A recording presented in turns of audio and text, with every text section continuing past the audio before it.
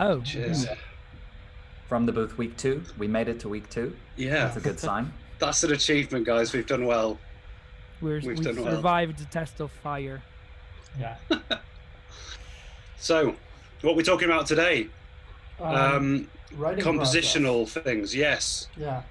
And sort of specifically, well, in our little title that we said to ourselves, it's a versus thing, but I was going to sort of start by saying it doesn't have to be. But anyway, it's the idea of writing in a DAW, and then as being sort of modern, although it's been around for a while, and then there's sort of the pen and paper, old school style, and the merits of both. And yeah, I guess chatting about how we employ both methods or just one, or how it works with each of us. So just to get a temperature of the room, who among us feels like they write primarily in the pen and paper style? Hands up. Michael Elderkin. There we go. Thank you. And who among us feels that they write primarily in the DAW style? Or exclusively. I have to say that when I started with neither. I started with notation software. It's like my first ever composition and arrangement course was back when I was studying jazz in my bachelor, and we had the jazz arranging and jazz composition course, and it was all based on Finale. So actually, I learned Finale before Sibelius, and for years I had a pen and paper, like just for quick sketches, but mainly notation software. So I think that's also kind of like I mean, you can put it with pen and paper, obviously, but I think it's kind of like a bit of a compromise, because pen and paper, you literally have to play whatever you write on the piano or with your magical inner ear. While Sibelius is not quite, or Finale are not quite as flexible as DAW, obviously, in terms of MIDI programming and everything else. You can achieve decent results, but they're not the same thing. But still, you write and you can hear right away. So I think it's I mean, that for me is the deciding point. I mean, I was kind of the same, actually. I mean, I started learning composition on a notation software on Sibelius. I skipped Finale because, Who uses Finale?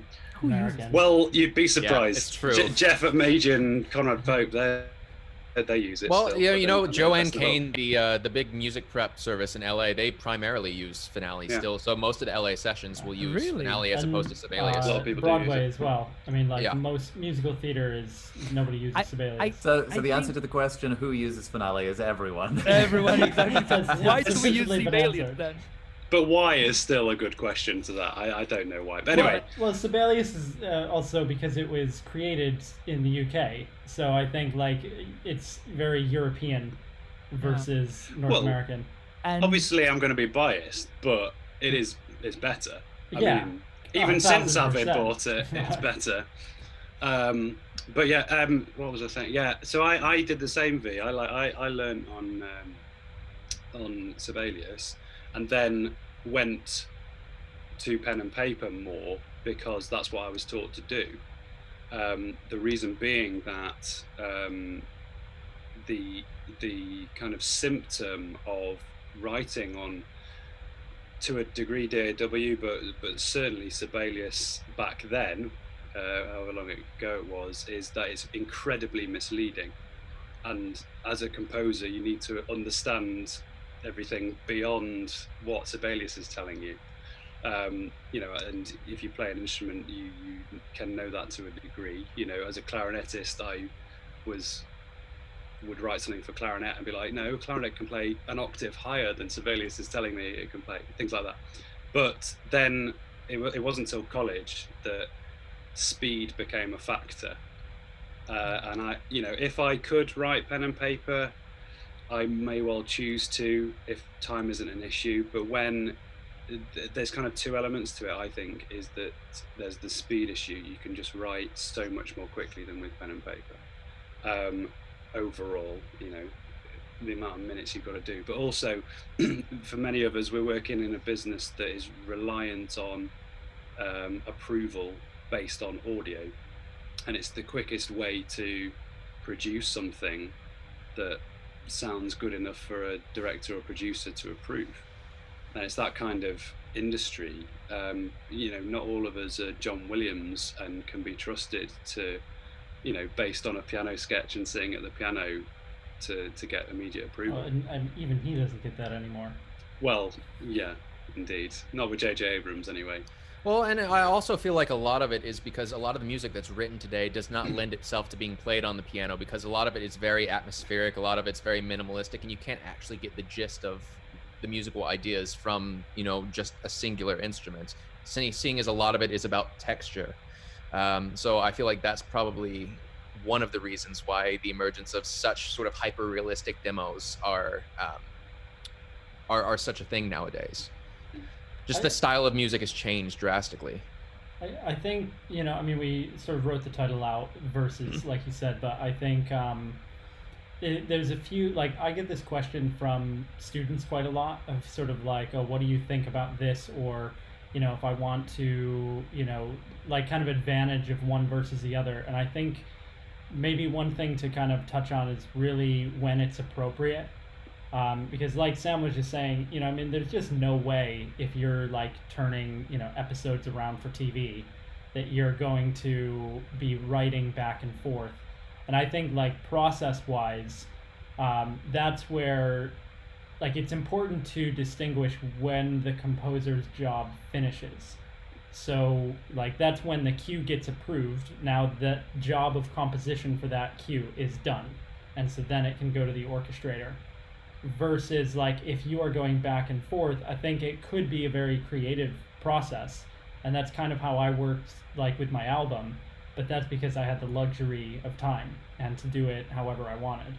Yeah. So for your album though, did you sit with manuscript paper? Did you use notation software to start? I mean, how did you start? Did you sketch on a DAW? How did you do it? No, I actually like physically sat down with pen and paper, well, with pencil and paper, and at the piano, and came up with most of the ideas from that. Well, I think for some of it, but also because half my album I wanted to start with like half the tracks kind of started from pieces of electronic music and more like atmospheric textural stuff, and then half were more sort of written starting from kind of pieces of concert music. So the concert music started from sitting at a piano and then sketching that out and then starting to, but I think pretty quickly kind of went into a DAW to then, and I think mostly at the time I was using Logic, and you know, then I could kind of get some ideas moving, but then sort of start the orchestration process there. Well, that's the key thing for me, because, you know, although I put my hand up to say I primarily use DAW, I always write something down, and usually that's in 2 pages, and the first page is just words and descriptive stuff to kind of get an idea of the style and all of that. The next page is just a page of whatever thematic and, you know, the skeletal language that it's all going to be based off. And for me that's really important. It's, you know, like Mike says there, sitting down at the piano, coming up with the bare bones of what everything is built on, particularly if you're writing with themes, because I think that gives it a more I don't know, you feel like you've got your hands dirty a little bit there. But then for me the reason is because at least writing for film or long form narrative is that it's essentially you're an arranger. You know, you have your themes and then you are writing lots of variations. And so if you've got the handwritten, you know, principal subject, and then you begin to just arrange in the DAW, that I think that it makes that process much easier to do that.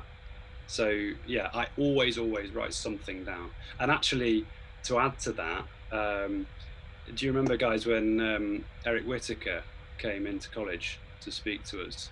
Yeah. And he had an absolute... What? Eric Whittaker. No. Yeah, we had Eric Whittaker. Desperately handsome man, very jealous. But he had an absolute pearl of advice, which I can't believe I'd never thought of, because I'm really kind of, as a hobby, done a lot of art and drawing and stuff just for funsies. but he suggested draw a picture of your piece before you start. And I can't believe I'd never thought of that, because one thing I'd really It's not as struggled. smart as him. Well, quite. Or as handsome, let's be honest. But the one thing that I'd really struggled with all the way through learning composition was the kind of macro structure of something.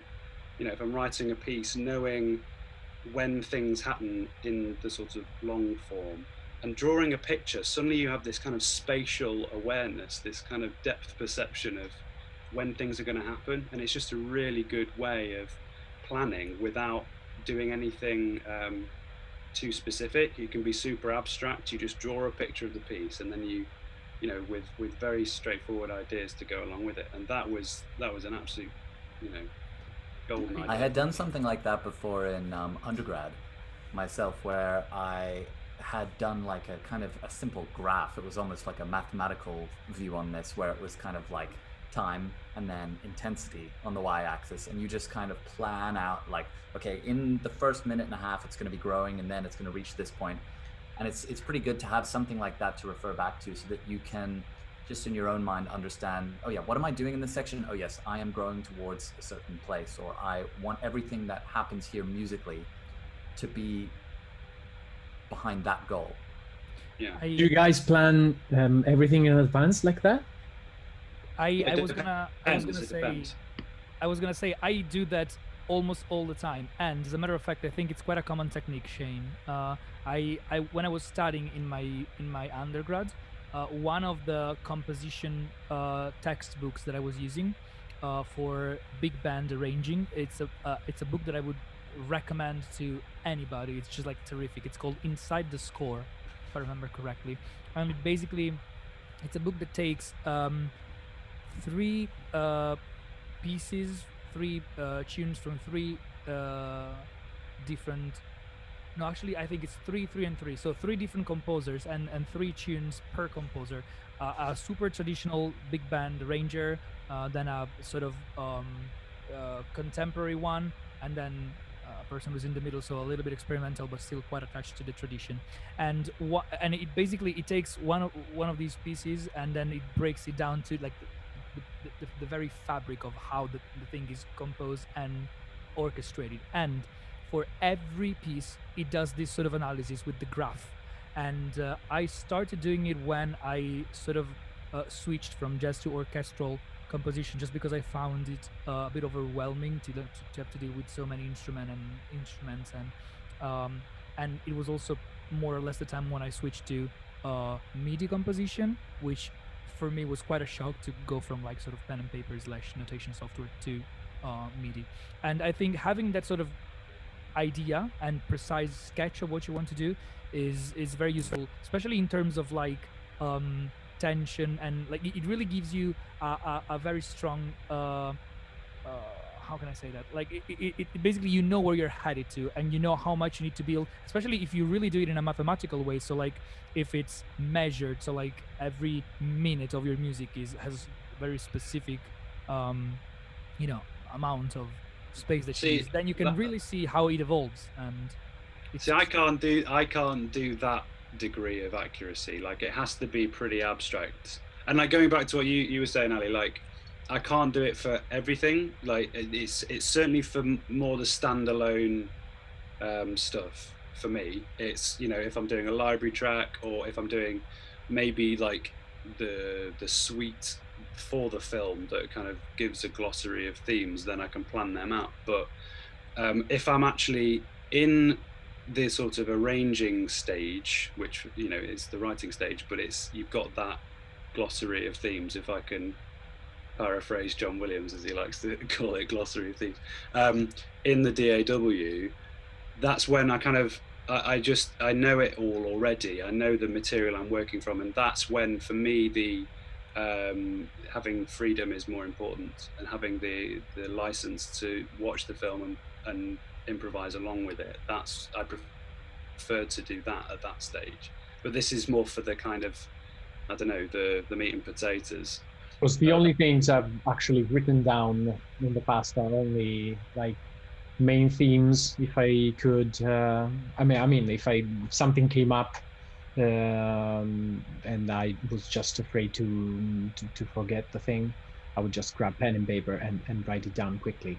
But I've never written. I've always used the DAW and MIDI. I learned in MIDI, so that's how I do it. I mean, and I can't remember the last time I wrote a complete piece just with manuscript paper. I used to have to do that all the time at university. I tried once to do a complete piece, pen and paper, like a minute and a half, and I would never do it again. Did you get bored? Did No, you get bored? It was super inspirational. The problem is that then you put it into the DAW and you listen to it. And you decide that it's better. Just want to open it up quick if anybody watching, if there's any other sort of like tactics or things like that you use to, I mean, we've been sort of talking about kind of visually representing compositions. If there's anything else that anybody else does, you know, feel free to share. Because I think it's just an interesting, you know, kind of approach. Like I was just going through and found this from in my sort of notebook, which is what one of those sketches looks like. And there's sort of just like rough lines and then like odds and ends bits of finance and whatever that are scribbled over it. I'll have to find mine now. And I think It looked like a page of Drawful. yeah, well, but And a the lot cleaner, I think. Yeah. There's an example of one Oh, of that's very mine. nice, Sam. It's much cleaner. Color coded, Michael. Very I can nice. recommend it. I appreciate it. I think sometimes it can be good to just have those things where it clarifies within your own mind what you're trying to do, like what Vincenzo was saying earlier, where sometimes if you write something or add something or get distracted by an idea, you can be like, oh, that's so cool. Like, I really like what I'm doing there. But sometimes it's nice and clarifying to go back and ask the question of like, yes, but is it contributing to the overall goal of this section of the music or whatever? And if it's not, then maybe it doesn't belong there. And it's like having that kind of formal planning can be really useful sometimes. Well, here's a perhaps a different way of looking at it, because I think we said early on that it is somewhat time dependent. And let's say, you know, you have, you know, as there's the two options. You have one, as much kind of you know, research time, development time before you actually need to really start writing as you want. And then there's the other one where you've got a week to do, I don't know, lots of minutes. And is it, I mean, but it sounds to me like even if you had unlimited time, there are some of us that perhaps wouldn't immediately jump for the pen and paper and would like to have that immediate response of sound going back and something that tells you how it's going to sound at the end from the start. Is that fair to say? I mean, Ali, you were kind of getting at that you would rather just be playing things. Yeah, I also think it's as you said, if you have a week to deliver a demo, it's quite counterproductive to sit down and grab pen and paper, and then what are you going to do? Are you going to give a PDF of the score to the Well, I think something about this. I mean, if I might sort of highlight my little process, seeing as I'm completely different from the rest of you, it might bring up some interesting points. So for me, I would still, you know, write into notation software, even if it required a short turnaround. And the reason behind that, you know, first and foremost, is because, you know, I'm a musician before I was a composer. And so I'm very comfortable with the idea of seeing graphic notation, not graphic as in, you know, 20th century, but something represented on the page. And I think about music in my own mind very spatially, and actually just seeing it represented spatially on a score is very helpful for me. And I'm very, very fast that way. Whereas DAW, for a lot of people, I hear is a very organic way of writing. But for me, it feels very counterintuitive, particularly if you're writing for orchestral instruments, just because so much programming has to go into actually making them sound realistic, that I feel like it interrupts the flow, for me at least. And Because to be quite honest, sounds are so good. no, because no performer actually sounds good. So But at the same time, I mean, you really shouldn't have to listen to the sounds to have a conceptualization of your piece. If you've listened to enough music, you don't need to listen to the Sibelius sounds the same way you don't necessarily need to listen to Spitfire sounds or anything like that. For me, at least, most of the imagining and conceptualization goes on in my head, and the score is just primarily to get it down. I think that's really important, though, like, because I kind of like to think I'm the same, but I think somewhat through necessity and other things that I've just kind of strayed a little bit into needing, you know, something straight away. But yeah, like I learned handwriting and sort of had to be force fed the idea that you cannot trust what software is telling you, at least if you're writing instrumentally, which, you know, I guess. Well, the thing is, why are you listening? Why are you listening to the software, though? Especially if it's an orchestral piece, though. I feel like that's something that, especially as an instrumentalist, I mean, you have some conceptualization of how it's supposed to sound, and so it's, you know, it's easy to check chords and things like that in relation to the Sibelius sounds. But in terms of actual musicality, you should be able to sort of imagine that on your own. Well, sure, but in terms of I guess what I'm trying to say is the immediacy of having. I guess it's more to do with your process, isn't it? I mean, for me, you know, the sketching process starts. Let's say I've done the writing bit on pen and paper, know what my ideas are, and then I need to sketch something that matches whatever it's going with, or even if it's just on its own. I'll usually sketch it with just a piano sample, and then I orchestrate it. It's that simple, but I orchestrate it in stages of development, and that is very deliberate. I try to avoid the first stage sketching on a sampled instrument that isn't piano, because I want to have that sort of I want to conceptualize it first and sort of have a really solid idea of what I'm going to do before I do it, rather than too much. I don't know. I get a bit nervous if I'm kind of feeling around in the dark too much. Yeah. I was going to say, Sam. No, go ahead, Shane. Yeah, I was just going to say, I think it's totally fair what you both said there, but I just want to chime in and think about the practicalities of what you might be doing. Like, let's not forget, not all musical briefs that you're given or pieces of music that you're thinking I'd like to write should be approached in the same way. Like, one that I can think of straight away that would, like, kind of not invalidate, but would make Michael's approach seem not like a good one, is like, let's say, okay, you got to make like a minute-long piece of music, lots of like interesting synth textures. It's basically just like 4 chords repeating, and it starts really quiet and it gets really loud at the end.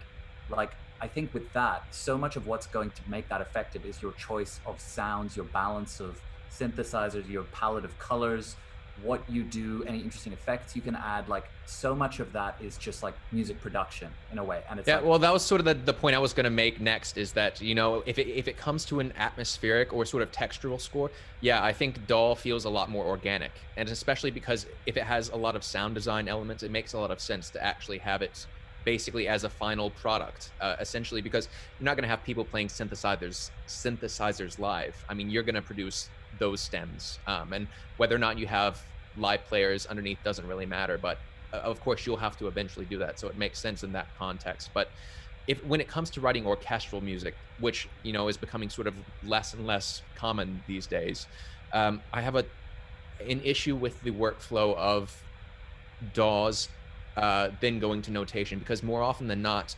working in a DAW, in order to get it to sound like a real orchestra, you essentially have to over orchestrate. I mean, I know for a fact that all 6 of us have received cues with over 60 plus MIDI tracks that we have to somehow reduce into an average sized orchestra, and more often than not, it requires, you know, overdubbing. And to me, it feels like sort of reverse engineering when it comes to the orchestration, whereas for me, I'd rather write something that's playable from the get-go, then go on to programming it after if you need more of a realistic demo. Well, but I think that depends on the, you know, like what you're after, though, because if you know, like, that the final product has to sound hyper real and is going to be mixed with samples, and, you know, then, and you plan on overdubbing, then I think it's completely appropriate. And it also comes back to like, it's not about over orchestrating for like lack of craft in the samples. It's about producing the demo to get the music approved. So Yeah, I think that, you know, it depends on kind of like, you know, it's not lesser than because of, you know, it's not like sort of traditional. I think it's just a completely different thing. I sort of have, you know, an interesting point to make for a sort of counter argument there is, and this is getting a lot more sort of conceptual and philosophical at this point, but you know, obviously there was a certain point where MIDI just didn't exist, and these realistic demos didn't have to, you know, be so real because they couldn't. There was no technology to have that happen. And so I'm curious about why we need these sort of hyper realistic demos. The only reason I'm thinking about this is because Seth MacFarlane, who you know, created Family Guy, also produced Cosmos. He was talking about working with Alan Silvestri, and what he basically said was that you know, the more he works with live orchestras, the more he realizes that it's not important to hear these sort of hyper realistic demos because it gives the composer more time to actually work on the music and orchestrate. And if you go about hiring a composer in the first place, you should trust them enough not to basically need a representation of what the final music will sound like. Well, I think there's a couple of points there. I mean, my first reaction is to this word hyperreal, and that refers to the quality of the samples. It doesn't refer to the orchestration. That is not what sells anymore. What sells is bigger is better. I mean, it's somewhat derived from you know, Hans Zimmer and well, I don't think always though. Like, I think we should put some context to this, that it's not that bigger always wins. Like, I think it depends on what project you're doing. Like, you know, if you're doing something where they want like a string quartet, then absolutely. But if they want a massive sound, then, you know, you're probably looking at overdubbing. My question though is it worth doing that when in fact having that many players overdubbed end up sounding almost exactly the same as the demo in the first place? Well, I think there so is much a difference. of orchestration today is making things so big that you actually lose the individual quality of the instrument. Sure, you hear individual players here and there, and there's a depth to the sound, but you could overdub, you know, one player on top of this massive samples and get some sort of similar effect. Well, I mean, I think that's deliberate. I don't know if I'd agree with that, because I think like there is a particular sound when you have 24 cellos playing together. Yeah, but does it need to be a cello sound though? My question is, because at that point it sort of just sounds like a synth sound that you could effectively create from your own home studio. No, it doesn't. I have to disagree, because it's massive and it sounds like nothing I've ever heard before when 24 cellos are like playing, you know, one line together.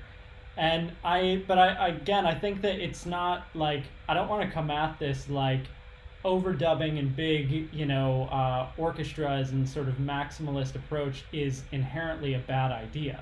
Like, I think it's just a different color, and that when that color is required, that's what you need to do. Versus if you're doing something that requires the sound of 20 strings, and for that to be like really utilized well and come to the forefront, then that's what's appropriate.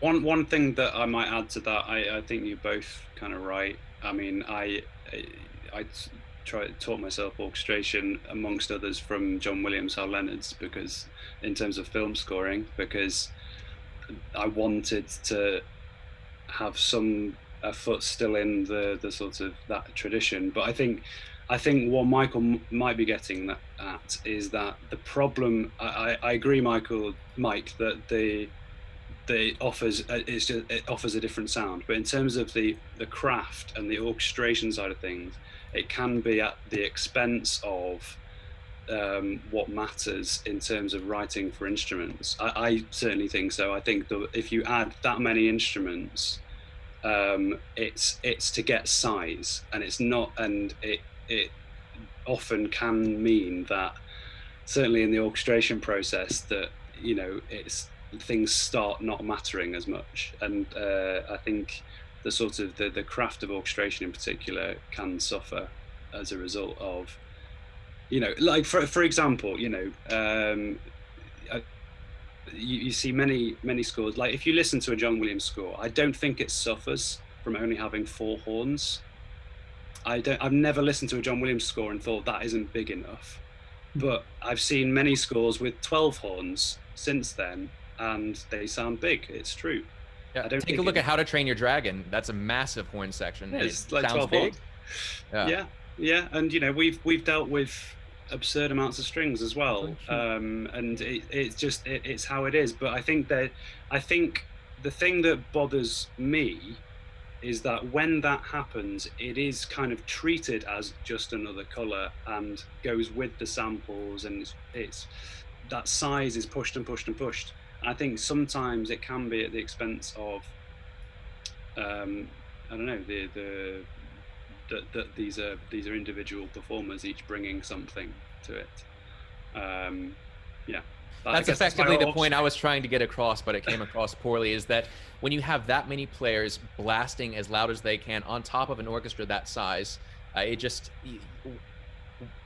lose that individuality. Well, there are two sides to it though. There is the blasting, but there is something about 24 cellos all playing expressive and legato at the same time. There is just something different about that. So, you know, I kind of get both sides, and there has been a fashion for that big produced orchestra sound, and sometimes I think it's fantastic, and I don't always think it's at the expense of orchestration. I mean, when you mentioned John Powell, I mean, you know what I think of John Powell, guys. He's my hero.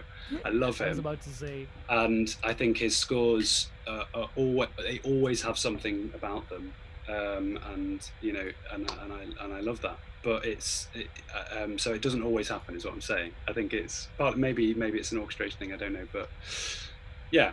I think it's two ways of doing things, and it's perhaps feeds into other conversations we're going to have about the types of projects that this music is ending up with as well, and who is the person that these composers are selling to, and what is the reason for the style of music that's being written, and that's a whole other topic, isn't it? But anyway. So I was just going to say we have some comments from the chat. Our friend Kate is here moderating the chat. Hi, Kate. Hey, Kate. Hello. Hiya. So James Batty on Twitch was saying that he finds it really hard to compose straight into a DAW because he gets bogged down like tweaking the sounds too early. And he was asking you guys, when you're orchestrating, do you usually set out to get the exact right sound from the recording, even if it involves overdubbing, or do you kind of think from the very beginning you go in with the idea that the samples will be blended in right from the start? Yes. Yeah. That would be my short answer, guys. No, I don't but yeah, agree. it makes sense. But basically, you have to have both hats on. You know, if you're writing with samples, you need to be. You need to have that language in your, you know, that skill set in your arsenal to be able to make something that's going to convince, and also, you know, if you know really well who you're working with, there's I've worked with a friend of mine who I've known for 26 years, written tons of music for him, and so we have a dialogue where he understands if something isn't quite, but you should be really striving, I think, for something that is going to sell it. But I am a firm believer that other people make your thing better, whether that be musicians or producers or whatever.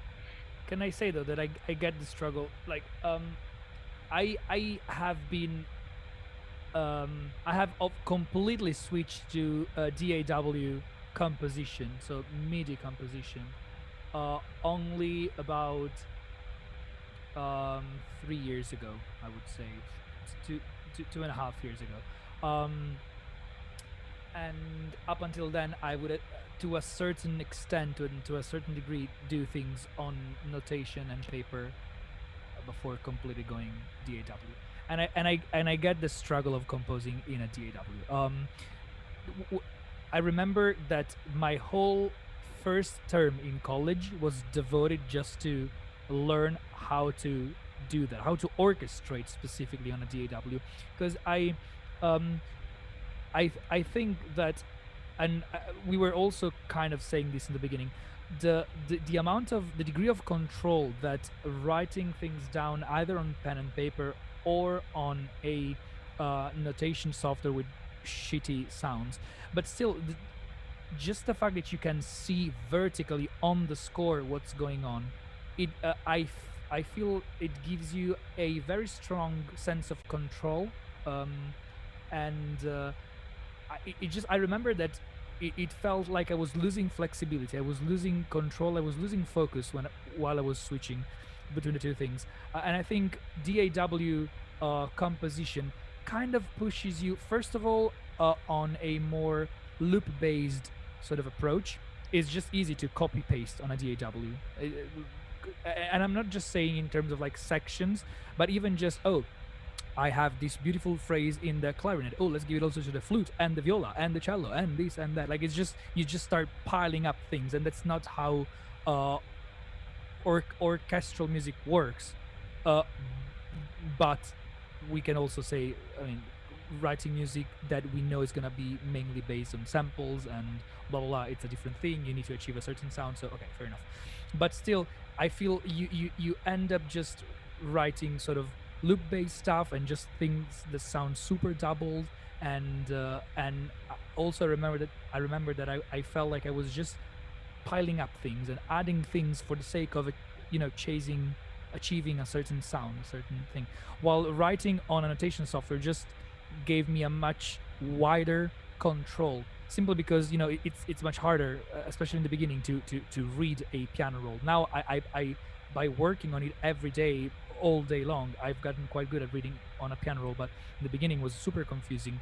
And so I think it's just a matter of like how broad is the window that the device offers you in terms of like control of what you're doing. I think writing on annotation software is just, I remember actually, just sorry, wrapping up this, one of the most revelatory things that I've learned recently is thanks to my best buddy Shane Rutherford Jones.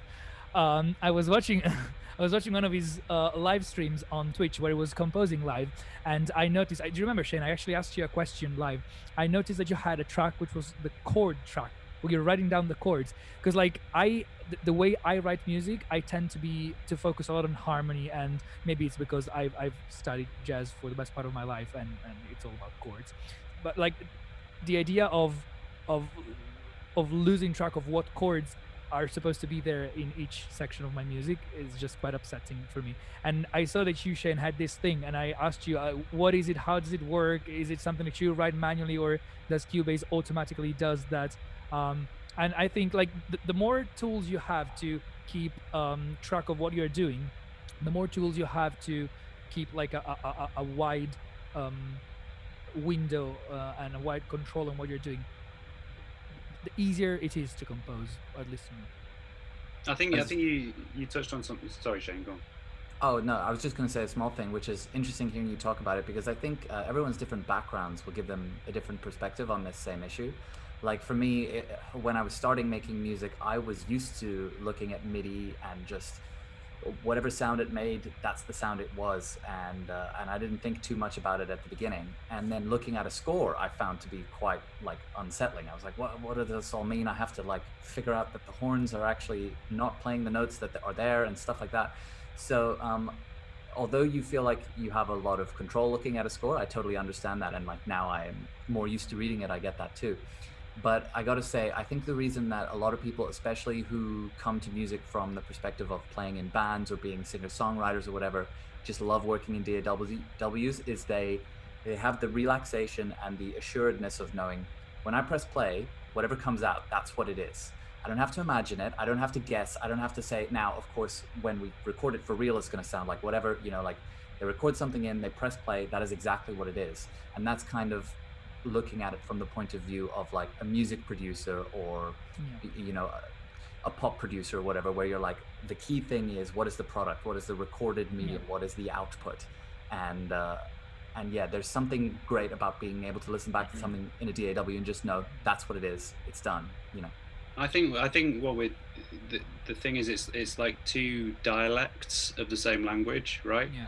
And so if you've kind of grown with one of those, then learning the other one, it can be a bit of a strain. And like it was a while before I stopped looking at the MIDI editor or piano roll and seeing in my head what it would look like on the page. I would see the note, daydreaming the note and the expression marks of whatever kind on the page. And it was a long time before that disappeared, and I just was able to interpret the piano roll a bit more directly. But I think, just going back to this chap's question about, I think it's, if I understood correctly, it's that I got the impression that it's coming from perhaps a more score-based background, and then kind of getting used to writing in the DAW. Is that right? And I think that part of that, what helps, I think, is having a really good template for a start in your DAW, and having the best kind of preparation, and being able to have that palette ready for you. If you're coming from a score-based writing background, then I would assume that that's more of a kind of naturally wanting it to be laid out in a certain way and orchestral, and at least it is for me. And so having that template all laid out perfectly, ready to so where everything is, really helps. And the next thing is just getting used to how your samples work. I think that's key. I mean, I know some of you guys have kind of multiple libraries. I'm a bit of a love-hate relationship with Spitfire, but I do almost entirely just use Spitfire. But I know really well how every single sound is going to react, because they've been edited by Jake Jackson, God bless him, but it's a big job, and some of them have weird things going on and noises, and some of them, the expression's a bit different on some other notes. And so knowing that back to front is really important, I think. So if you're not completely on top of your samples, then it's going to be a bit of a a fight to get them to do what you want. I think ultimately, kind of like, it's really about just making the tools work for you. Because I think like what Michael was saying earlier about what like the score enables you to do, I feel that way about the piano roll. And I think similar to Vincenzo, like it was a struggle at first, but I kind of just decided like I have to just be fast at it and like just kind of get over it. And so for me, I decided to like adapt to it. And it's actually now like I think of notation only for orchestration and kind of only for drafting things out. And it might be easier for me to think in terms of orchestration that way. Like with my album, I went back and forth a little bit because I could kind of then like, okay, this stage might be easier in notation versus in the DAW. But then I think like I read the piano roll, and that actually gives me a more direct like visualization of what it's going to be. And even like the sort of loose sketch that I showed earlier is pretty much like what the piano roll looks like at the end of the piece. It's kind of that little sketch. So I think it really depends on like what you want, and how you can kind of make it work for you. Just kind of figure, like, don't be a slave to the tools. Just figure out how to use them best. I think one of the I don't know why what you said, Mike, made me think of this. One of the advantages, I think, of switching to piano roll is that it forced me to have a better plan. Maybe because what I was saying earlier, it forced me to have a better plan for my whole cue, or for my whole music. And to also reply to James, like something that I found quite useful, and that gave me a lot of clarity when composing on a DAW, was having a very clear sketch on the piano of what I was going to do. The thing is that since I was trained as a pianist, I studied piano my whole life. Sometimes if I do sketch on the piano, I end up doing pianist things and not orchestral things. So I really like actually sketching with, I actually have like an ensemble string, ensemble winds, and ensemble brass patch, and I quite like sketching with that, because I feel it takes me away from the pianist world, which is so first nature to me. But like if you have a very clear idea of what you're going to write, and if you do a piano sketch where you already know, oh, this is going to be the trombones, this is going to be the strings, this is going to be that, then it's much easier to work. And like I once I figured that out, writing with a DAW becomes like super fast. That's really interesting that you say that, V, because I do exactly the opposite. Huh. I always write with a piano sketch for precisely that reason, that I force myself not to write pianist, even if I know in my head that this high A6 or whatever is going to be a harmonic sustained for 20 bars or something. I'll hold it down, or like I might have other stuff underneath it, but I'll make sure it looks like it's going to look when I copy paste it into the harmonic patch. But what I do is my next stage is precisely that. I also have ensemble patches. That's like my next level of sketch, and then I kind of do a detailed orchestration. I think it's all about how much clarity you have in your head, whether you like to sketch on the piano or with ensembles, or a bit of both, depending on like what the degree of development of your piece. But the important thing is like you have a clear idea of what you're going to do, because otherwise DAW can be and MIDI and piano roll can be misleading, and yeah, I think worse than misleading as well, Vincenzo, it can sometimes be distracting too. Yeah, like I was thinking about what Michael was saying, and I feel like sometimes some of the best music I've written was stuff that I have kept out of the DAW, kept out of the computer for as long as possible, and just allowed it to be music first and foremost. Like even just played like into voice memos on my phone, like forget pen and paper, forget DAW, just like pure audio, just no click track or anything, just playing it. And I think there's a kind of immediacy there that we sometimes forget when we're like, oh, okay, I have to write this piece of music, and so obviously I need to put it to the click, and you've already done something there that maybe you shouldn't have done. And I also think it's interesting, Michael's just going back to thinking about writing in notation.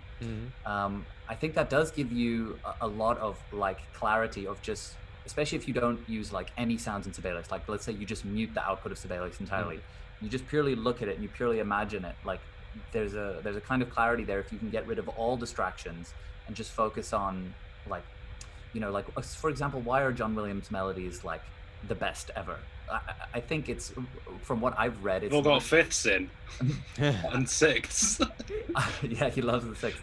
I think but something I read about him is that he like, maybe this is rubbish, so someone tell me if they're a better John Williams expert than I am, but he writes lots of different like permutations of his melodies. Like, okay, what if that note were actually this note? What if it were a dotted quaver instead of a quaver? And he comes up with like all these different permutations, and then like one survives, and that's the melody. He says he spends more time on that than any other part of the process, is just the basic melody. Yeah, that's so amazing to me. And interesting. Yeah, that's so amazing to me. And to me, that strikes me as the kind of thing that like an author or a poet would do. They would have a sentence and they would just change each word. What if it was longer? What if it was shorter? What if it was just this many characters or whatever? But I suspect that's mostly in relation to film music, because I think he knows the importance of the kind of the empirical melody being really accessible. So that's what he spends the time on, is something that can immediately be honed in on by the audience. I think I suspect it's less the case with his concert stuff. But still, this is not something that you can't do on. I mean, you can equally do this on pen and paper, and on DAW, and on the piano, and on the bassoon, on any instrument. Well, that's what I wanted to ask now, because we've kind of focused largely on orchestral stuff, right? And which is fine, but if you can record an orchestra. But what about, I mean, do any of us, Ali, I mean, for instance, do you play your guitar in as like a first stage, or do you ever do that, like just start playing and record audio, or how does it work? Well, what I can say is that lately I switched to my new toys here, the modular stuff. And it's basically 100% ambient and textures, and it's all the only thing I need the DAW for, it's just to press record before I sit over there, because everything's so fragile, and you could lose everything by like detaching a cable like that, disconnecting a cable or moving a knob, and then you cannot find the right thing. So I just press record at the beginning and start experimenting with that. And I actually, I've done the latest documentary. I've done 95% on that, with some guitar and some drums.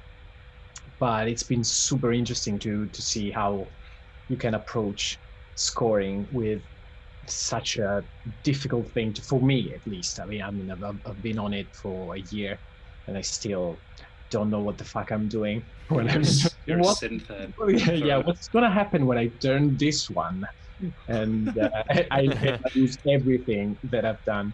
So now the first thing I do is, 1, press record, 2, tune it, because it's on one I had to redo an entire cue once, because it was like 6 cents flat, and I could hear it, and it was, something was disturbing me, because there was guitar also. So I checked the guitar if it was tuned, but also the Spitfire soft piano, the felt piano. Oh yeah. It's kind of, I think it feels, I don't know if it feels sharp, but it's not. How is that possible? And then I went there, I put the raw sine wave, pressed the tuner, and it was 6 cents flat. Now you see, if you were Jacob Collier, you could notice that by ear. Yeah, I know. Well, to be honest, while I was listening to it, I realized it like at 57%. Realized it. Yeah. There first. My job in this community, in this group, in this network, and this channel is gonna be quoting Jacob Collier at least once every live stream that we do. Good. James, I was gonna say though, like maybe this is the practical part of me, or it's laziness, or like, well, I don't know. But if it were me, what I would have done is I would have like detuned the Spitfire felt piano. I would have tried every guitar string down, 6 cents flat, and I swear I tried. So are you then? I mean, obviously, you know, you're hearing that stuff, but like in terms of the writing process, are you entirely relying on your ear and kind of just working around what you're hearing, or do you have any kind of bone structure that you're adhering to, or are you really going for it? Well, no, of course I rely on my ear most of the time, but yes, of course I have a structure in mind before I go over there. But in terms of like a musical, like a harmonic language and stuff like that, have you established that first, or are you doing that as you go? Is kind of what I'm getting. Sometimes I decide on the harmonic language before I use the modular, but sometimes I don't know. I find the most interesting thing about the modular is that, at least the way I use it, is that it's so aleatoric. Basically, it's you just sometimes it decides what you're gonna do, and that's amazing, because coming from a world where I don't know, I played clarinet in orchestras, and I've written orchestral music, and I've written with rock bands. I mean, coming from that world that everything is so compartmentalized and everything has to be that way, and then going to that and you turn a knob and a whole world opens up. It's just so refreshing. And I'm there and I forget to eat, to go to the bathroom for like 4 hours. It's just amazing. I love it. But you touched on something. Sorry, go on. No. Tell me. Because you touched on something there that I think is quite interesting. That, I mean, perhaps in the back of my mind, I have this feeling sometimes, but I think it's quite common that that people going into film scoring and people that have been trained, you know, orchestrally or played in orchestras, that there's this default setting based on fear that they have to write orchestral music.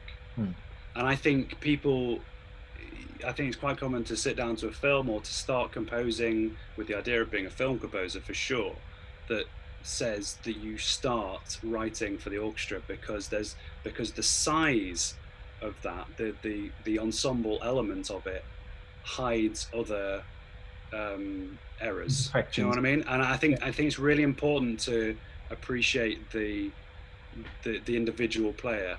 Is why I'm going to love Dorico as soon as I figure out how to use it. Is that they have they have a sort of principle of these are people you're writing for, so you need to respect what they need to be able to do and what their instrument can do.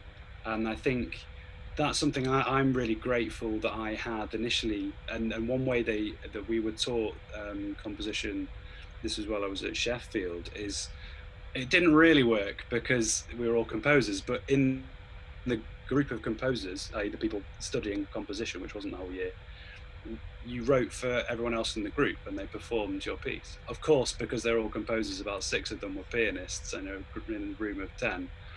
But the idea was that you're writing very kind of individually, and that was actually really good training. But I think a lot of people, because it's so accessible and so easy to do now, you know, you can get Logic and you can buy some straightforward samples, and they're orchestral samples. They're not, you know, the people aren't thinking in those solo terms. But I think that's really important, and then to just start with, you know, your solo instrument as a priority as when well. I have to write for strings, I always write for solo strings. I mean, I load the patch, I load Spitfire solo strings, and I write for that. That's and then I arrange it for the whole orchestra. There's solo cello legato. I use it all the time. That's a very interesting approach, actually, Ale. One thing is a little tip that you've probably already said on one of your tutorials, guys. I don't know. That I do a lot is I cheat with my sweetening sometimes if I can't afford lots of players. But you just reminded me there, Ali. But if I'm writing for strings and it's a section, you know, there's the principle of sweetening with recording, where you record a couple of passes of a solo player and layer it in the mix to make it sound real. And I tried that with just adding the solo sample, and actually it works really well. Yeah. So I do that all the time now. I'll just I'll do a kind of quantized ensemble, and then I'll play in the same line on the solo instrument. You know, little tricks like this can be very, very useful to get your head around demoing, I suppose.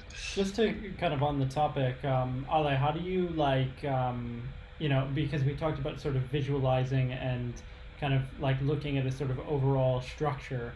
How do you do that when you're going into something that's completely kind of free? When, you know, like after you're, because I know a lot of the time you're like collecting material with the synth and then starting to construct it. Yeah. Well, I've done one of the cues for this documentary I've done. It's a documentary about high schoolers on a debate championship, like from all around the world. And so there are these scenes where they're competing against one another. So I wanted to have some, I don't know, very pulsating rhythm. And then, so what I do is I imagine the layers that I want. So I need a pulsating bass. So instead of going into Omnisphere and click on a preset and start changing that, I create the Omnisphere patch from scratch on the modular, and then I do that. And I look at the scene, I decide the tempo I want it to, and then the modular is connected to the DAW, so it receives tempo information. And so, you know, basically looking at the scene, I don't know if you do this, guys. I kind of understand the tempo of a scene by looking at it. I mean, of course, I have to do tiny changes at some point of the process, but basically the first thing I decide on is the tempo. So I decide the tempo, then I think of the different layers I want in. So for example, I want that pulsating bass, then I need kind of for example, at TikTok kind of sound, like the hand of a watch, to, I don't know, convey the time that these guys have to debate one another. red lines. And then I want an ostinato. Instead of doing strings ostinato, I do an ostinato with the synthesizer, and then I want the harmony, and then I want some sound design. The sound design can be whatever you want. You can. I showed Mike the other night. I was eating a peach, okay, and then I put the knife on the plate, and it started wobbling, creating kind of a metallic sound. So you recorded it immediately. I sampled it. Put it into a module called Morphogene. You tune it down like 2 octaves, and it becomes this pulsating. You're like the next Mel Wesson. Find yourself a guy that talks about you with the same enthusiasm as Ale talks about his. Yeah, that's what Mike said to Julia the other. But Ale, you said something really important there that I meant to say earlier. Actually, that there's a fundamental difference here between the topic of this conversation, DAW versus pen and paper, or perhaps notation software is a more relevant thing to say, and that's the synchronization aspect. If you're having to synchronize the film, I'm sorry, Sibelius, yes, you have video capacity, but it's crap. There is no point in trying to sync really properly. But are we talking about syncing in terms of like Mickey Mousing, like actually properly hitting things? Because that I can understand the function of a DAW, whereas there is a way to actually map it out mathematically, and I've done that before. Oh, for sure. I personally find that a little bit, again, you can pull out your like click book. Yeah, exactly. I was gonna say. And there is actually an app for that, so there you go. You know what, Michael? I actually really enjoy a DAW for that. There is a way of doing it, but it hasn't been used since the 1800s. But did you guys, I mean, we had to do that at college, right? We had to do the beat mapping exercise, and I actually really liked that because it revealed this kind of musical way of getting around that synchronization, and then immediately stopped doing it because for me, and I'm sure for many others, it's just unbeatably quicker to do it on a DAW. But for saying what you were saying, Ali, about coming up with the tempo first, again, channeling John Williams, that's what he does. He sits with the film and he's mapped out every meter of the fucking cue. No, I understand. I understand because it's super quick. But what I do, I play first though. I don't kind of I kind of play it, and then because I use Cubase, and their time warping thing is incredible. So you just get the tempo from what you played straight away. So I like to have played it first, and then if there's minute changes in the tempo, there's just that fluidity, I guess. I mean, that again, that's maybe an argument for a DAW, is that at least in Cubase and to some degree in Logic and other things, you've got that fluidity to minutely change the tempo so the right point does sync. Not necessarily Mickey Mousing, but let's say you've played for 2 minutes and you need that exact point to go with the cut, then you can just shift that. So it's perfect. I was gonna say that actually it's really interesting to me to hear that Ale first figures out the tempo, because like to me, the first thing that I do is I watch a scene a couple of times, and I try to think in my head either a melody or sort of like to hear internally a texture or something that I didn't mean that the first time I see a film that I have to score, I think of the tempo. But I think it would be very hold on a second, let me know. Cold and so do you do, because the thing I do is after I have a feeling of what is the melody that I want, I try to more or less figure out how to that determines the tempo, and I try to, rather than like figuring out the tempo by looking at a scene, I try to impose my tempo to the scene and see, okay, if I want this melody and that tempo, how can that work within this clip? But don't you think that the director and the editor thought of a tempo, and they can tell you a tempo with how they cut the scene? If I was working with a super pro director and editor who knew something about that, yes, but No, but No, no, I think even inherently- even not talking of, maybe they're like, in a not- scene and not thinking of the music, of course. I think when you look at a scene, it has certain, I don't know, if you watch The Dark Knight, it has some pieces of that movie has such a tight edit editing. Yeah. that you know that you had to follow those with the music. I mean, Yeah. Sure. The I mean, thing's probably. I think I find editing very musical. Yeah, no, absolutely, and by all means, like, the thing is, probably the projects I've worked on so far didn't have an edit that was so tight and so, highly rhythmical. But because even they're when really it's touchdowns. even when it's not that tight, I Yeah, mean, sure, but like there's, I feel like there's, but more than a tempo or a rhythm or a BPM, I feel there's a pace to that. But then that sort of influences the melody or whatever it is that I come up with, and then I this is like just how I feel comfortable doing it. I find it much easier to have that because I feel it's more music centered actually. So like I come up with that first, and then as I was saying, I try to see, okay, if I put it within this scene, like what can I get, and then I start figuring out, oh, okay, if I start it here, then and sort of try to adapt it in terms of meter and changing the BPM a little bit. I sort of see what are the hit points that I can get with that. So like I have already the hit points that I want to get to, and then I try to sort of find a point somewhere in the middle where the music idea that I have and the hit points that I want to hit work well. And then okay.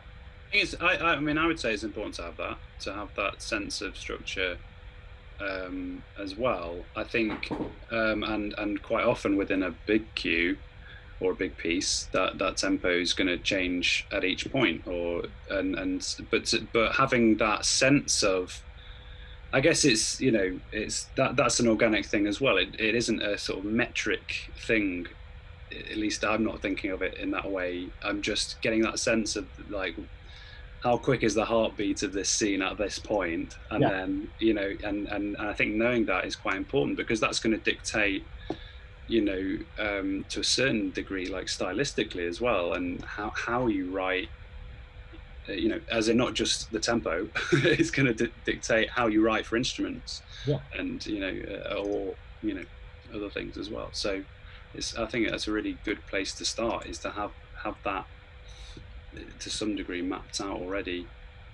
I guess what I was saying before though is I don't sort of slide I don't automate my tempo and then write on top of it, is kind of what I was getting at, is that I will discover it while by playing and then get my tempo mapped out afterwards. Same here. I'm not, as I was telling Vincenzo before, it's not the first thing I do when I look at a scene. It's not like, or at a movie, it's not like coming up with a tempo and then writing on that fixed tempo. Of course, I come up with themes. I come up with the language and the mood and what I want to convey. That's of course the first thing.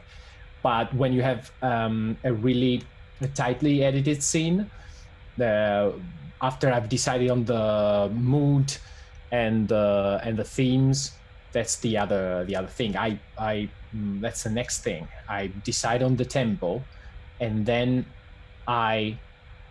it's kind of like my ideas are subordinate to the pace and to the film. Yeah, it's because you're that's what you're doing. You're serving a film. Yeah, like exactly. I was gonna say that the interest. No, sorry, Sam. Please finish. No, I'm about to do a really sexy segue, V. So you finish the point. Okay, I was just gonna say, Ale, that interestingly enough, when I started writing music for visual media, for film, like almost 10 years ago, like the first approach that I had was actually to, first of all, like find hit points, because obviously you're scoring a scene, so you want to hit specific actions in the film, and so I would map them out with markers or whatever it was on Logic, and then I would first thing build a tempo map and a key and a time signature map, and then I would start writing the music. So this is why I was interesting. Yeah, and I don't know exactly when I dropped this. Probably when I started realizing that it's not a very efficient way I of writing think, music. But that's well, I like the think first part thing of, that I don't know what you think, V, but like part of that is, for me at least, it's kind of the equivalent of putting a conductor's hat on. Because I mean, as you know, John Williams does when he was looking at his moviola thing, he's literally like conducting, like, and there, you know, it's as if you're conducting an imaginary orchestra or, you know, Yeah. imaginary ensemble of players, and you're like, where do they need to land together, and there, and it's not that the specific number is necessarily important. It's the distance, I guess, is important, and that, you know, that the general feeling is right. But anyway, but I was going to do my sexy segue. Yeah. Might be tenuous. Ale, you were mentioning like the kind of the musicality of the editing, which I think is a really interesting way of putting it, and perhaps sometimes a luxury. It depends on your editor, but you're right. They are often thinking in that way. There's a kind of lyricism to how the scene is flowing, and that lends itself to music. But we're all talking as if we're writing to a film. We still are. Yeah. Michael, you've just done this musical. Mm-hmm. Now, writing to words. Are you writing to the words? Are the words coming to the music? No. So it's sort of a bit of back and forth because, you know, there are a lot of people I've talked to about this, and they say, you know, you should absolutely write to words. I think that's sort of probably the traditional way because, you know, the book, as far as musical theater concerned, which is, you know, the libretto or script, tends to include lyrics as well. So the person who writes the books usually writes the lyrics. That was not the case. I did music and lyrics for this, so that meant I got the choice. Now there are some people that say you should write to the lyrics because it tells you where the melody should go, but to be quite honest, sometimes the melody is just so good that you have to fit the words to the melody. And the thing is, the English language is so versatile. There's, you know, 10 different ways to say basically the same thing, and you can find a creative way to make it work. So I'd say So primarily split. Sorry? So it was like an even split between the two? Or? For me, I'd say I always started off with melody, and then I fit words. I knew the spirit of what I wanted to say. But sometimes in the middle of a piece, if I knew there was a really good phrase, like for example, in one song I say, we're a torrent abhorrent of mercy, which is just, you know, it's a great phrase in context. And I had to fit that somehow into the music. And so at that point, I adapted the music to fit the lyrics and then had to mirror that on other verses as well. So I think I'd start off definitely knowing a melody and definitely knowing, like for example, like Kate's favorite, Go and See the World, that she always says she loves, that she got to play. That one was absolutely a melody first, and then I sort of fit the words to it. But I knew the essence of what was going into it, so I was able to getting the thumbs up. You got a live thumbs up. So I was able to adjust that. I think it's just being flexible, and I mean the only way that flexibility was allowed to happen is because I was doing both the music and lyrics. It would have been a much harder process if it had been with somebody else. Well, I can attest to that, having done one musical in my life and never again. Mike will tell. Vincenzo, you might have been living with us actually, but yeah, that was an unpleasant breakup.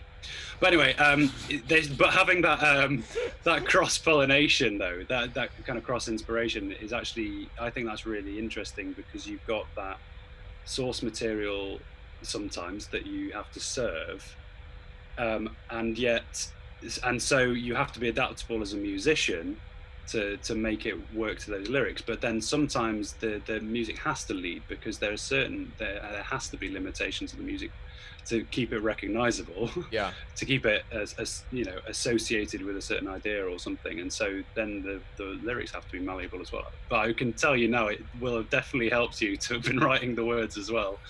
I've got a sexy segue.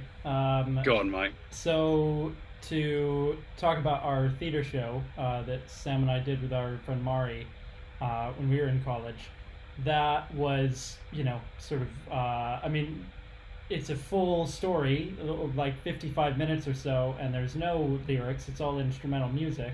There's a bit of, dance and acting and that sort of thing on stage. But I think something interesting about that process that I've kind of taken forward into other projects, whether they were, with kind of concert pieces or, with other mediums or not, is we wrote the sort of story as a group. It was, our writer, Peter Cox, was kind of taking all of these stories and combining it, but he really ran it like writer's room sessions and included all of us in kind of the construction of the story. But we decided as a music department, the three of us, like, if we can write the music first, it gives us, we sort of set the structure, for everyone else, make our lives easier. Which I guess is sort of more like a ballet than anything, is we were kind of writing the music to then be choreographed by the dancers. So, that was a kind of interesting approach because we had this total freedom, but we actually had to sort of create a box for ourselves too, so that we could structure it. And that's where we had this sort of story beats that Peter had kind of come up with, which were these loose, kind of couple sentences or a paragraph to describe what would be happening in the story. And some had some kind of specific actions that might be on stage, and others were more, kind of, that's what I'm thinking of, but yeah, kind of abstract. And then we would take those as different beats and essentially use them as a brief. And that's kind of the same way that I've worked with my album as well, was taking that same concept. So it was kind of like, okay, we could map this out, and then each grab, you're doing that part of the story, and we could kind of divvy up the cues, and it could then stay cohesive too, because we kind of knew like what was coming before and after us. Yeah, for sure. There was again this cross-pollination of disciplines going on. We sat down with Peter and the whole group to establish what was actually going to happen and when, and from that I think there was some artwork and stuff from Aurelian and his team, because this was a multidisciplinary thing. It had like projected 3D art and all this kind of stuff, as well as dancers. So what we decided musically, I think, was that the music had to come before to a point before the choreography, because they had to be inspired by that. We were somewhat inspired by the artwork, the sort of preliminary artwork, but then they also took our music, am I right? And then made these abstract art projections from that. So it was interesting that the music kind of fed more so than anything else. Like, I suppose the music fed the other disciplines, but we all had that structure to base off. But I think what you were saying is that it didn't feel like, I mean, it was linear, but it felt pretty fluid in terms of timings and stuff. We had a fair amount of free reign to musically decide where things were happening, and we kind of, amongst the three of us, fairly easily, if memory serves, we decided which scenes we wanted to do. Yeah. And we just kind of split the work, and it worked really well. And there's also, we had like a spotting session, the three of us, to go through the story beats and think, oh, that's probably like a 4-minute piece of music, and that's probably 1.5 minutes or something. So we could kind of set that structure first, just based on the story, and then go through and kind of come back and say, okay, that 1.5 minutes turned into 2 minutes. Let's see if it's a problem. Yeah, make the dancers dance for way longer than they thought. Yeah. No, it seemed to work really well, and yeah, I think only a couple occasions where it happened where sort of once they started getting into choreographing in something, they thought, actually, could you give us another 15 seconds to get from this side of the stage to the other? And there was sort of minute changes, but it was, I think, because we were able to kind of set the structure and the story, you kind of had that freedom and that creative control, then it, ultimately, it was like cheeky in a way, because it's sort of like, now we don't have to make the changes, everybody else has to change to us. Yeah. So perhaps, so we're talking about this thing, I guess we came in as being trained film composers, right?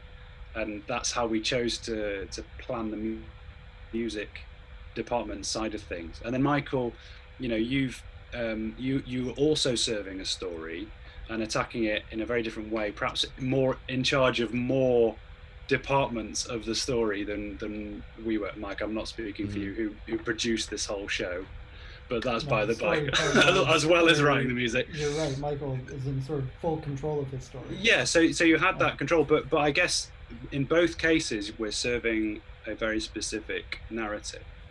And what about standalone pieces? I mean, how much have each of us had to do that, or wanted to do that, or and how have we, if we have done that, how is our writing process different than it would otherwise perhaps be?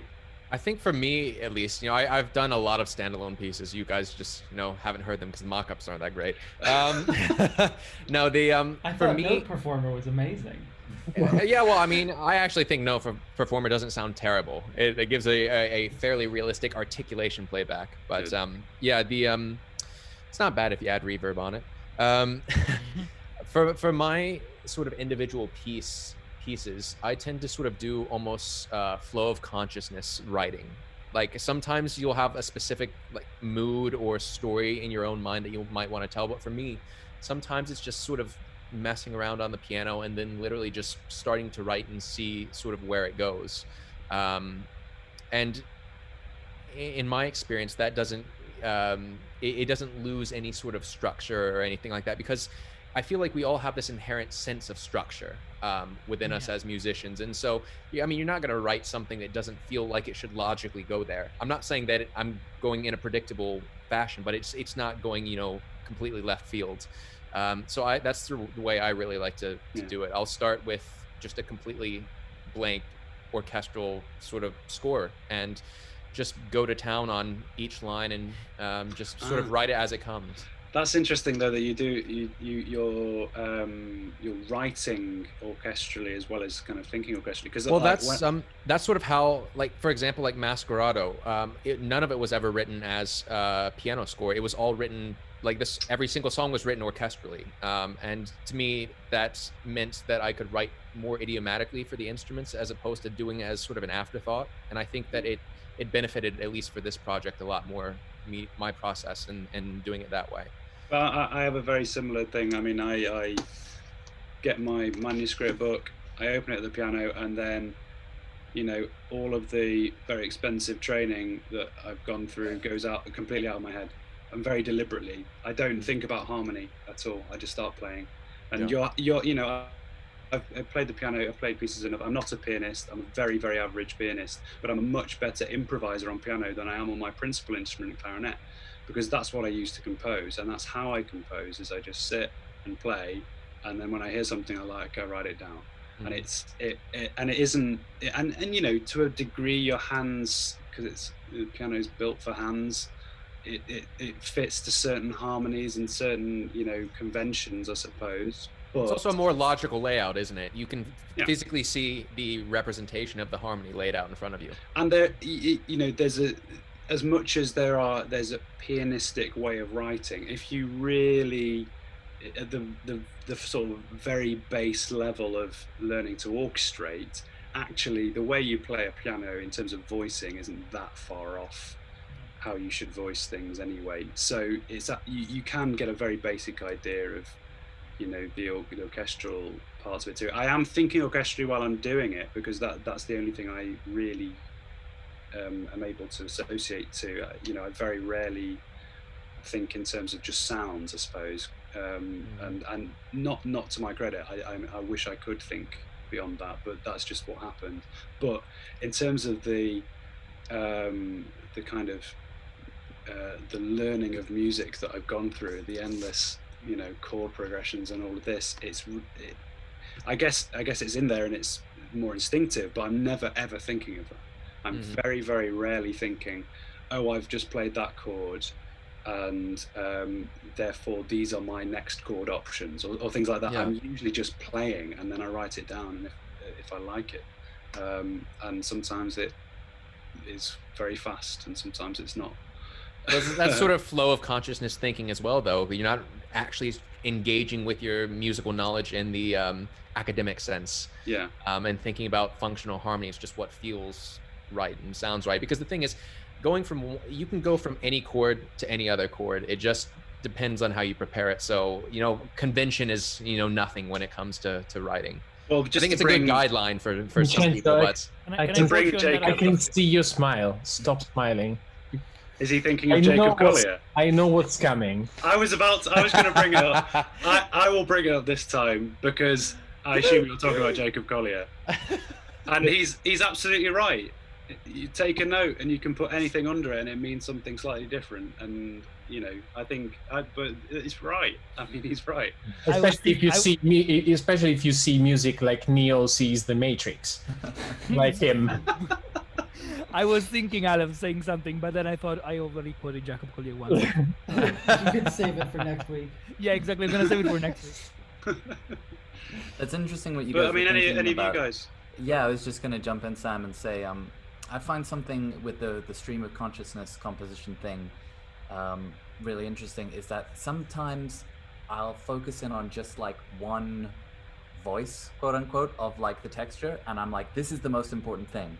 As long as this happens, as long as this sequence of notes happens in that voice, that's what I want.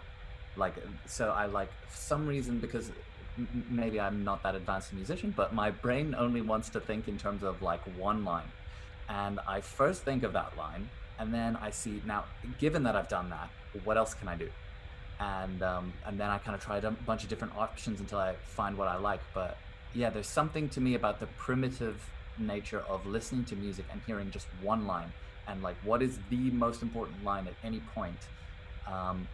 And so when I'm imagining something, I'm like, oh, this is going like this, and then it's going to go there, because for me, that's where that line like has to go. When I feel like it has to go somewhere, then it's like it has a strong, inexorable pull, and that's kind of, I feel like that's quite a universal feeling. Hopefully, I think that for me is like a principle of composition, is like the purpose. That has to be the absolute top of the list. Like, what is the purpose of what I just did? If it serves no purpose, then get rid of it. And like, I've been, they'll remain unnamed, but someone we all know, has asked me advice on a section of music and said I was thinking about adding some super high trumpet here, and I just said, why? You've got like pianissimo strings, and it's just like, what is actually, what do you want from this bit of music? And actually, when you sit and just ask yourself that, you start to make far more, it sounds silly, but better informed decisions. I think this. What you do. I think this is very interesting, Sam. And I've often thought that one of the things that I like the most about writing music for film is the collaborative nature of it. Because if you're working with a good director, he's gonna be your most valid collaborator. At least I feel this way. I love being able to having somebody contradicting me, like having a different opinion. And if you're working with a good director, it's really interesting to sort of bring in your compositional insight and receiving a more maybe narrative and storytelling insight and try to work out something that is very effective together. This aspect of writing music for film is my favorite one. And working as a composer can be this is, I think I need not to quote our about section from our website, but like, being a composer can be quite an isolating job, as in you're there with yourself, and you have when you're just writing music in your room, you have nobody there telling you, oh, this is a really stupid idea, don't do that. And other than yourself. Yeah, other than yourself. So do we all know Gary Gershon? He's a composer, London-based composer. He wrote for the Turner film. What's it? William Turner? Mr. Turner. Mr. Turner, exactly. And he gave us a lecture in college. And after that, I was lucky enough to get to chat with him on a separate occasion about composition and about his process. And he told me something which was very inspiring, which is when he's writing music, whether it's film music or concert music, because he does quite a lot of that too. When he gets an idea, he often tries to do the exact opposite as well. just to see if the first intuition that he had actually works. And I think this is what you're missing when you're alone in your room composing. Somebody telling you, "Oh, try the exact opposite thing. Does it work as well as? Does it work better? Does it work worse?" And I really find myself quite often just like writing, and the first thing that comes to mind, cool, I'll keep that and I'll work on that. And I kind of have to constantly force myself to stop a second and think, okay, this is the intuition, but is it really good? Or is there something better that I didn't immediately think of? It's just like very easy to accept the first thing that comes to mind.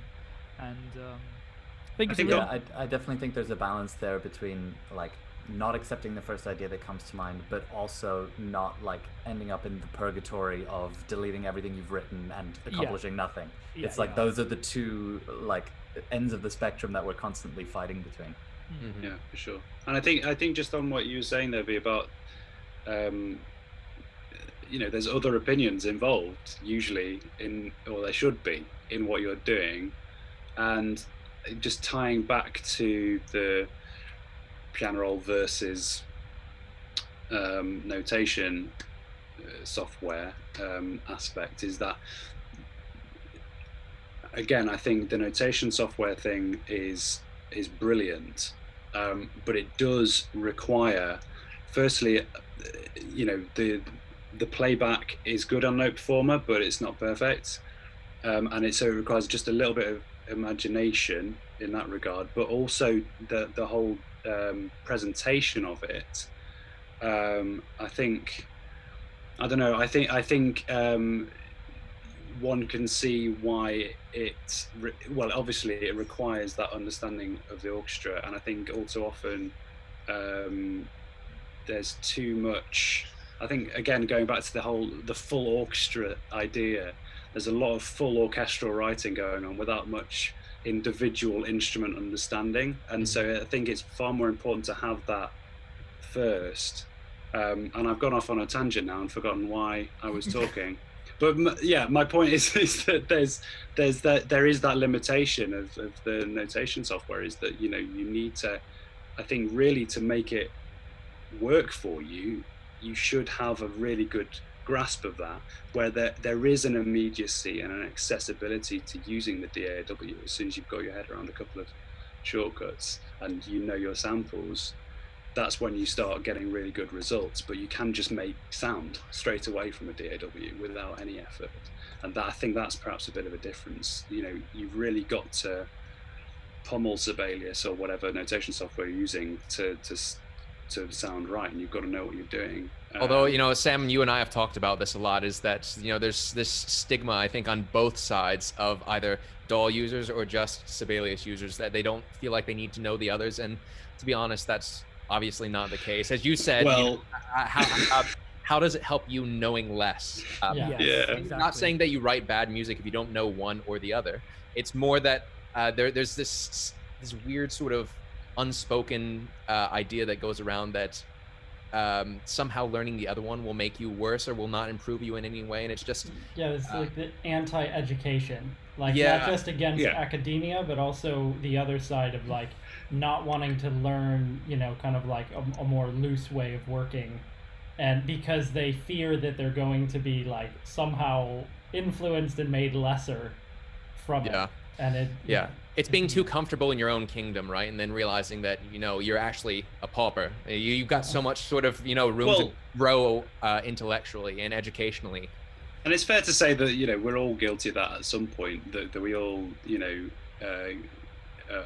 become settled in how we're doing things, and that it is important to see others. But on that specific point, don't get me started. I think choosing not to read music as a composer is that's called being stubborn. Well, the problem is that for a lot of people, I think it's a point of pride, and I find that very frustrating. As as we all try to be as open-minded as possible, and try to.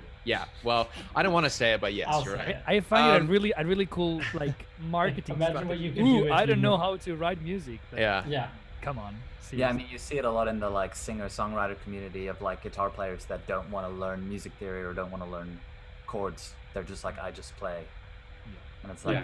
Why do you have to learn chords when you can buy sample pack with all the chords? Chord generator. Captain chords. Yeah. Anyway, it's really inspiring this that you just said, Michael. Like, how can knowing more make you less? Like, Yeah. Yeah. it's just like at the end of the day, DAW and MIDI and piano roll and notation software and being able to work with just pen and paper, they're just different tools. And I feel the more arrows you have, the better archer you are. Like, you know. Yeah, for me, Yeah. for example, for me, if you know John Williams, Hal Leonard scores back to front, you're going to be really good at demos.